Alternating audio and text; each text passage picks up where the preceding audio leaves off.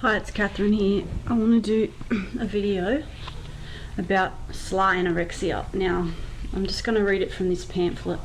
Sexual anorexia. I don't know if many of you have heard it, but it's a form of sex and love addiction. It's part of our addiction.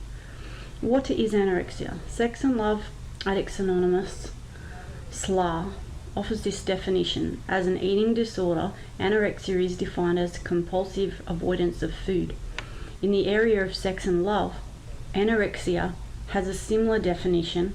Anorexia is, I can't read the words, compulsive avoidance of giving or receiving social, sexual, or emotional nourishment. The Slaa members, Patrick Carnes, the nationally known author on addiction and recovery, describes sexual anorexia as an obsessive state in which the physical, mental, and emotional task of avoiding sex dominates one's life, like self-starvation with food.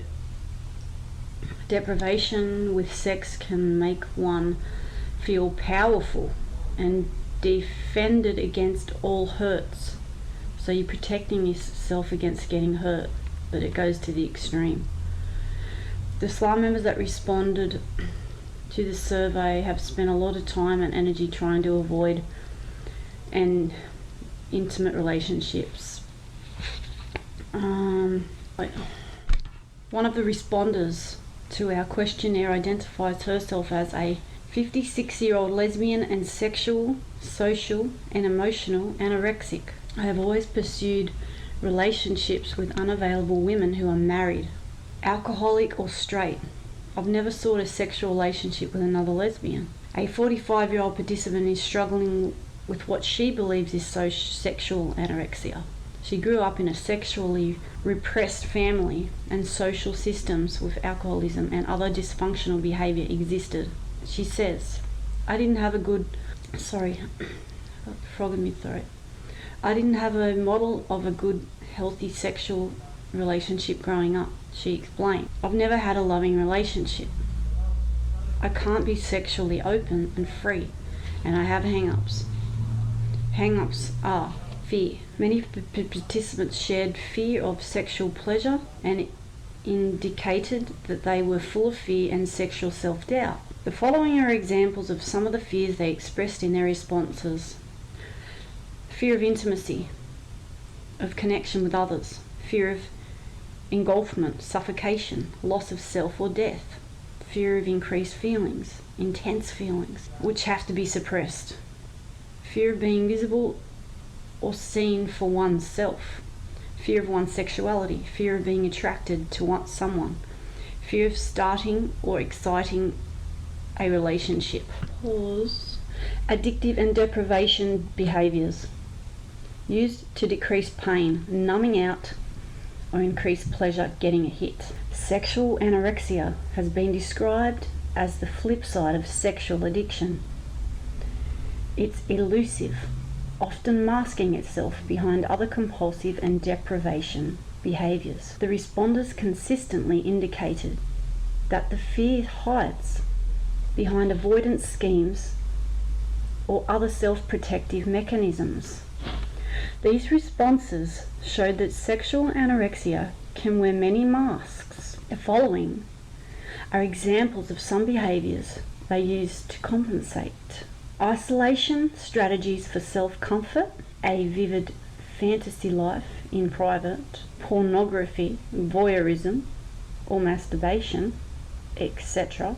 Cross addictions, food, money, drugs, alcohol, hoarding, TV, internet, etc., etc. can go on for 2 days. Sexual promiscuity or acting out with unavailable people, or even available people.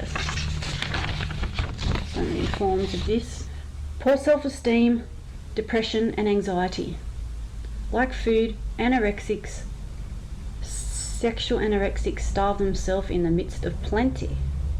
Many of the participants indicated that they feel a sense of acute alienation and loss of self. The following are some examples of the issue mentioned by the responders. Deprivation, sexually and emotionally. Self-belittling and judgment, perfectionism, grandiosity and inferiority extremes, hiding from life and light, loneliness, stuck emotions, nothing ventured and nothing gained, thinking and acting. Sound familiar? Trauma in early family life. Anorexics are usually rooted in childhood trauma. If a person is traumatized as a child, they tend to have no control. In order to lessen the trauma, sexual anorexics become adverse to sex and their own sexuality. The responders, both men and women, indicated the trauma was present in their childhood histories, including the following. This includes religious upbringings, which can be very damaging to children and adults, or cults. I will go on. Boundary violations, sexual shaming, emotional neglect and abuse, the needs are not met, sexual and or physical abuse, deprivation leading to addictive strategies in later life, loss, death of a family member, avoidance of intimacy. In the Slaa literature, anorexics members make an observation. We anorexics become to realise that we have lived our lives for a long time without love. We observe the absence of closeness in certain areas of our lives, and we observe that we engage in dread of others and a strategy to keep them at bay. Having become aware of this, we may have to try to change our conduct. If we found we could not change, we may have come to the understanding we are addicted to it. It was conduct we repeatedly engaged in and could not stop despite the consequences, which were absolutely devastating. These are some of the methods used by the respondents to avoid intimacy with themselves and others. Things like intellectualizing, using anorexia as an excuse to act out sexually, inability to find a balance between need to rejuvenate and wanting to isolate out of fear of being visible. Distancing strategies are avoiding of dating, avoidance of intimate friendships, and true intimate friendships, not just acquaintances. Behaving in a grandiose or inferior manner, that's avoidance. Avoidance of the company of others, withdrawing or isolation from partner, etc. Addictive behaviour, masturbation, fantasizing, intrigue and overeating, and gambling. Using safety mechanisms, operating automatically, making oneself small and unseen. In a group situations, keeping secrets, pretending to be busy all the time. Addictive obsession with unavailable people. So anorexia, sexual, social, emotional. We knew there are very good reasons for our having become anorectic, or so we thought. We became used to it.